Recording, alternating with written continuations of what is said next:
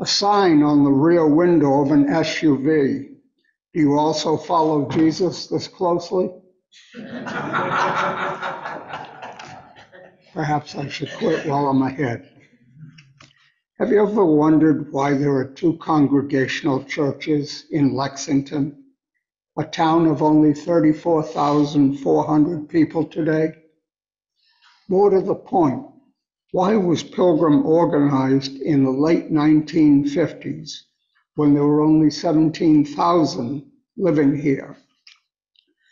This morning, I'm going to share a few historical nuggets, as well as explain how one of our ministers skillfully changed Pilgrim's course forever. My family moved here in 1946. My brother John was 9, and I was 4. My mother and father became very active members of Hancock, a solidly established church due to its draw of high-profile ministers. Obviously, I grew up at Hancock and enjoyed it very much. At that time, church attendance was very high for several reasons, such as people were seeking spiritual guidance. It was just after World War II, a time of great uncertainty in the world as well as in families. And since most businesses were local, church was a good place to be seen as well as to network. With the end of the war, thousands of veterans were returning home, getting married and settling down. When we first arrived, Hancock had just one service. However, it was not long before they added a second. And in the mid-50s, they were contemplating going to 3 services. This created some talk among members that their church had lost its small-town personal feel. Some members went to the governing body and expressed their concerns. Also at that time, Hancock had just approved building a large addition, which is the flat stone portion on the right side as you face the church. Some took exception, feeling this addition was too modern to be right across the street from the battle green. And to top it all off, Massachusetts issued a report stating that Lexington would grow to a population of between 60 and 80,000 people due to its proximity to Boston, as well as all the farm and estate land that could be turned into housing developments. With all this going on, at Hancock's annual meeting held on January 29, 1958, it was voted to establish a special committee to discuss the merits of establishing a second Congregational church. My father was asked to serve on this committee. The committee wasted little time reporting back that based on all the information, it would be appropriate to establish a second church. When my father came home and told my mother about the vote, Mom said, "That's what I was hoping for. It will be wonderful and exciting to be part of a smaller, more intimate congregation." My father was absolutely floored. He replied, "But think of all our wonderful friends and connections at Hancock." Mom stated words to the effect that we can still be friends, but I just want to worship in a smaller, more intimate setting. Sound familiar? Obviously, Dad compromised and did it Mom's way. Upon approval by Hancock, 77 members joined this new church, and Hancock was gracious in presenting us with a cash gift to help us get started. I would be remiss if I did not mention that there was some negative banter in the end run on both sides. For one, I do not think Hancock had any idea that so many of their members would leave. Also, the church addition was brought back into play.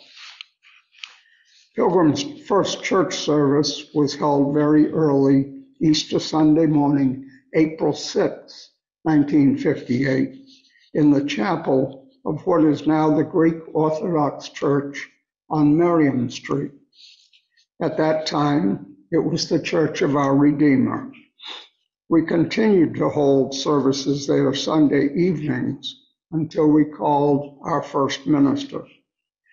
As an aside, have you ever wondered if the Greek church ever had a steeple? The answer is yes. It had a rather tall metal painted steeple that blew off during Hurricane Carol in 1954. It flipped over and stuck point first right into the front lawn. I happen to have lived very close to there, and many people came by to take pictures of that. Finding appropriate space to hold Sunday morning services was tough to come by. The people who came to our rescue were the members of the Jewish Community Center. I will always be grateful for their kindness and generosity. We moved morning services one more time to the old Belfry Club, which in its day was the social club of Lexington. In October of 1958, we purchased 8 acres of land right here on Coolidge Avenue and hired the well-known architectural firm of Royal Berry Wills to draw up plans for Pilgrim. After some discussion, a groundbreaking service was held on Thanksgiving morning, 1960. You notice I said some discussion. The original plans called for the main church building to have a setback slanting wing on each side. Looking from the front of our building, the left-hand wing was to house a parlor and the church offices, and the right wing would be all Sunday school classrooms. The discussion focused on whether to build the classroom wing first or the main church. I remember years later when wetlands became a big issue, a charter member slapped his forehead and laughingly saying, "If only we had built the Sunday school wing first." In September of that year, we began holding church services and meetings downstairs in what is now Fellowship Hall. And in December 1961, we held our first church service in the sanctuary. I was fortunate to be able to attend since I was home from college on Christmas break. So has the sanctuary or chancel changed much over the years? Other than removing a few pews for easier access, the sanctuary is basically the same. However, the chancel is much different.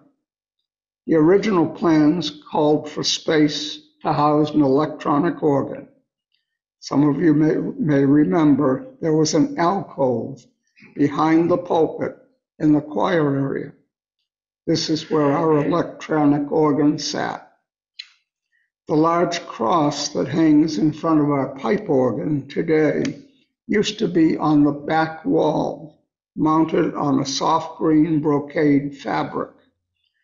Our present altar was also mounted on the back wall, and there was a beautiful green arched molding that went from the left top of the altar up over the cross and down the other side.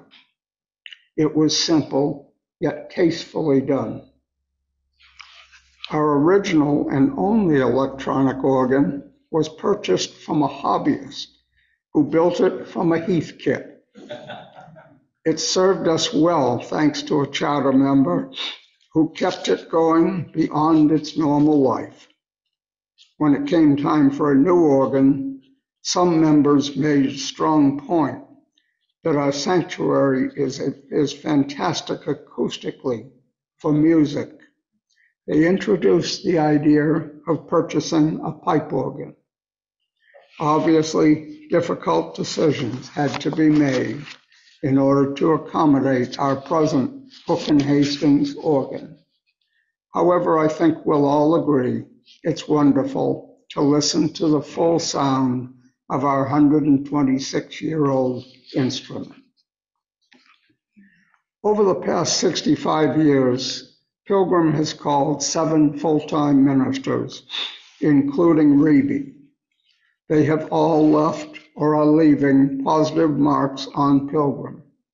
However, one minister in particular skillfully broke down a major barrier that was holding Pilgrim hostage. His name is Arthur Colsty. Art was serving a church in Topeka, Kansas in 1979 when he applied at Pilgrim. He was in his late 50s, and he and his wife Josie had a year-round home on Matinicus Island in Maine. They wanted to serve a church in the East until he was ready to retire, as well as be closer to their island home. I'm sure it was music to Art's ears when he learned that at that time, Pilgrim closed for July and August. Art and I became pretty good friends, and I ended up being his sounding board for new ideas. He didn't come here to set the world on fire. However, it bothered him that the church was still run by the old boy network, namely some charter members. In church jargon, this is called the matriarchal patriarchal church. Yes, new people were welcome. However, they quickly learned that Pilgrim had a definite pecking order. Art never brought this subject up in our meetings. However, he would mention names of people he thought would really add value to certain committees. Based on our discussions, and I'm sure in talking with others, Art would quietly and skillfully find ways to install these people on his chosen committees. His choices were excellent, and no one, not even those in power, questioned his moves. When I finally caught on, I said, Art, it's taken me a while, but I thank you for helping us to open our eyes and see all the unused talent, and more importantly, for diluting those in power, making Pilgrim a true congregational church. Art replied, do me a favor, Bob, don't say anything. Let's see if they catch on. I'm not sure how many, if any, did. You know, Mom was right. Pilgrim is a special place. And regarding their Hancock friends, they all remained close and active with my folks to the very end.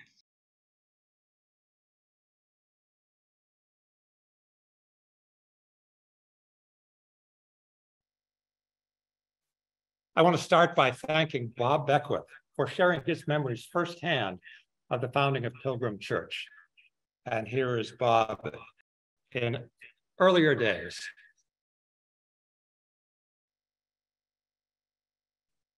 I was fortunate enough to meet and to get to know a number of our founding members when I started attending Pilgrim in Art Colsty's pastorate in the early 1980s, 25 years after the establishment of Pilgrim Church. However, my memory is not as good as Bob's, nor does it encompass the full time span of our church history. So as I attempt to plow that same field, I will rely on what I have gathered from Pilgrim's archives. Let me set the stage. The 1950s were a decade of great growth and change, both for the town of Lexington and for the town's only congregational church, Hancock Church. Two trends fueled these changes: the increase in size of families during the baby boom era and the draw of suburban living. During the decade, the town's population surged by over 10,000 to 27,700, not far from what it is today.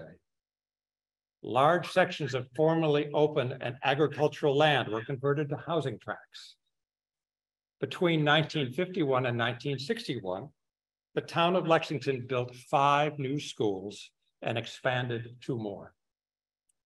9 houses of worship were built between 1956 and 1966. Hancock Church experienced parallel rapid growth. By the end of 1957, Hancock's membership had grown in 7 years by 55% to over 2,000 members.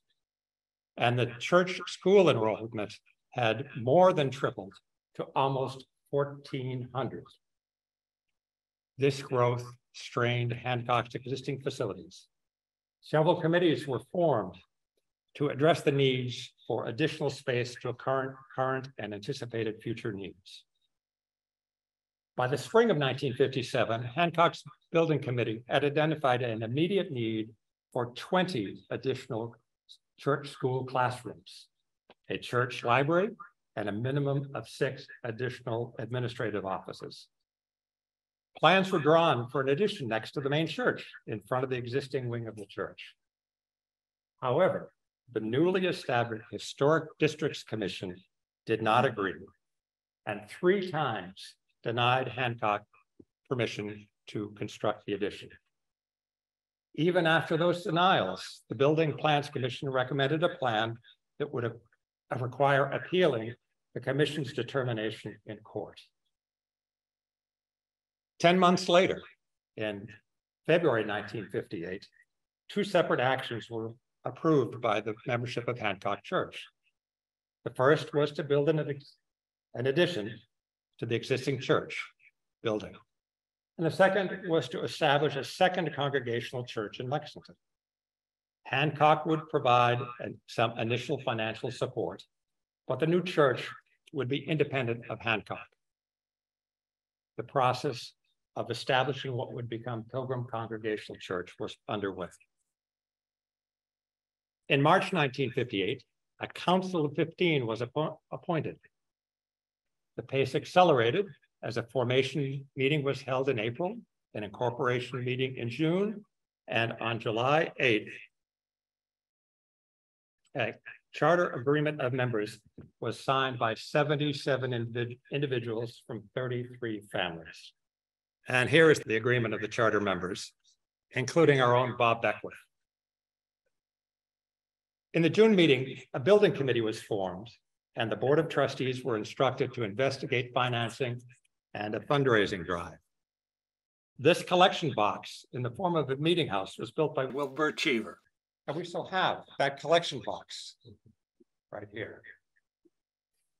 On December 23rd, 1958, the purchase of land at 55 Coolidge was completed for a total cost of $20,000, or over $200,000 in current dollars.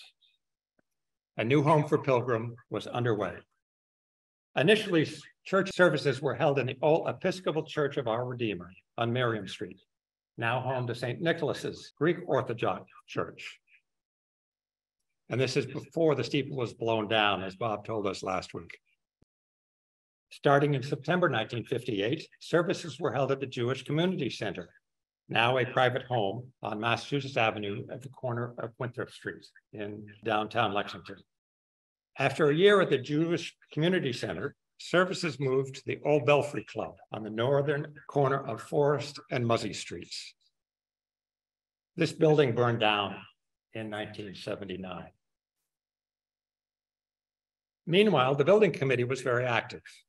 Merton S. Barrows of Royal Barry Wills Associates of Boston was chosen to be the building's architect.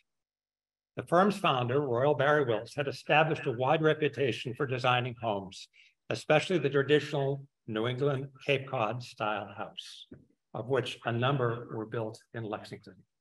Mr. Wills died 3 days after the dedication of the sanctuary of Pilgrim Church in January 1962. He had been in failing health for a year. As Mr. Wills's primary focus was houses, it is not likely he played a significant role in the design of Pilgrim Church. No sketches of Pilgrim Church signed by him appear in the archives held in Historic New England, whereas those archives do contain sketches of the two churches the firm had designed prior to Pilgrim that had his signature. Last week, Bob mentioned an early concept sketch calling for a much larger building than we have today. Here is that sketch with the church school classrooms and offices on the right and a reception area on the left. Groundbreaking ceremonies were held on November 24th, 1960. The same day that Wilt Chamberlain set an all-time NBA single game record of 55 rebounds playing for the Philadelphia Warriors against the Boston Celtics. The Celtics won 132 to 129. Woody Broadhead is at the right on this picture at the groundbreaking. Many years later, he would give us the handbell set that we use in worship. The cornerstone was laid on April 9th, 1961, and that is Pilgrim's first settled pastor on the left, the Reverend Whitmore Beardsley. Custis Brothers of Lexington, the low bidder at $155,000, $1.6 million today, was chosen as the contractor. There's our cornerstone. To save money, the building committee decided not to use brick, but to construct all exterior walls out of cinder block, right up to the roof line, covered with clapboards, which gives us our distinctive look today. A variance for the height of the steeple was required, which the Lexington Board of Appeals granted just 2 days after Christmas, 1960. And yes, we do have a bell up there. Some of you may not have heard it.